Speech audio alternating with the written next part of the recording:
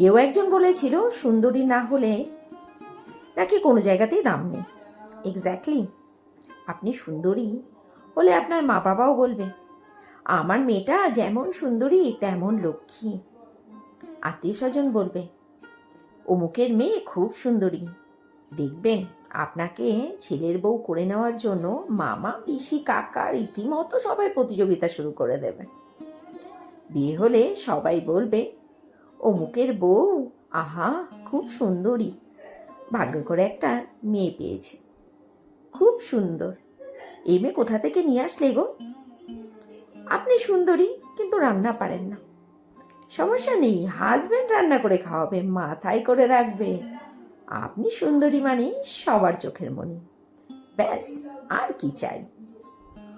আর আপনি সুন্দরী না মানে আপনার 101টা গুণ থাকলেও সে সব অসৌন্দর্যের নিচে চাপা পড়ে থাকবে।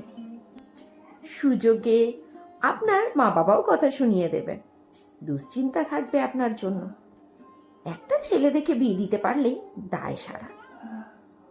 পড়াশোনা একটু ভালো হলে মা বাবা আশা করে বসে থাকবে কবে একটা চাকরি পাবেন আর কবে বিয়ে হবে। বিয়ের জন্য ছেলের বয়স বেশি, সমস্যা নেই, কোনো ছেলে আপনাকে বিয়ে করতে রাজি হয়েছে এই ঢের। বিয়ে হলেও লোকে বলবে কি মেয়ে বিয়ে করাইলে, আপনার ছেলের সাথে একদম মানায় নাই। আমারে বলতেন একটা সুন্দর মেয়ে দেখে দিতাম। আপনি সুন্দরী না, আত্মীয় স্বজন আপনার দোষ খোঁজায় ব্যস্ত থাকবে। কালো হলে তো কথাই নেই, আপনার সব গুণ মাটি। আপনি পছন্দের একটা রঙের জামা পরবেন, এটা কি পরেছিস, তোকে মানায় না। আমাদের অমুককে মানাতো খুব। অন্য আরেকটা মেয়ের আকৃতি বুঝাতে বলবে আরে গায়ের রং এই যে ওর মতো কালো। আপনি সত্যি সবার কাছে উপহাস আর তুলনার পাত্রী। আপনি এক ক্ষেত্র আর প্রেমিক, আপনার হয়তো প্রেমিক জুটবেই না। সবাই বলবে দূর, এইটা একটা মেয়ে হলো, কাইলা ভূত কালনি। ভাগ্যক্রমে প্রেমিক জুটলে বিয়ের সময় সেই প্রেমিকও আপনাকে চিনবে না, পরিবারের দোহাই দিয়ে যাবে চলে। প্রয়োজন ছাড়া কারো প্রিয়জন হতে পারবেন না কখনো। আপনি সুন্দরী না হলে কোনো দাম নেই, আই রিপিট, কোনো দাম নেই। অসুন্দর হয়ে জন্মানো পাপ, ভয়ঙ্কর রকমের পাপ।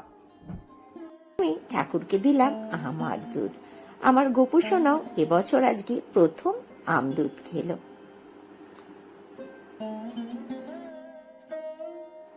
আমার বাড়িতে অনেক জবা ফুল ফোটে, আমার গোটা সিংহাসন গোটা পুরো ভর্তি হয়ে যায় ফুলে। আর কত সুন্দর লাগছে না বলো? সিংহাসনটা সাজিয়ে দেওয়ার পরে বৃহস্পতিবারে পুজো দিলে সিংহাসনটা দেখতে কিন্তু খুব ভালো লাগে। পুজো দিয়ে নিচে এসে এখন করব লাঞ্চ। দেখে নাও আজকে লাঞ্চে কি কি রয়েছে। আজকে একদমই রান্নাঘরে ফাঁকি মেরে দিয়েছি। রোজ রোজ রান্নাঘরে আর সমাধান ভাবে থাকতে ভালো লাগে না।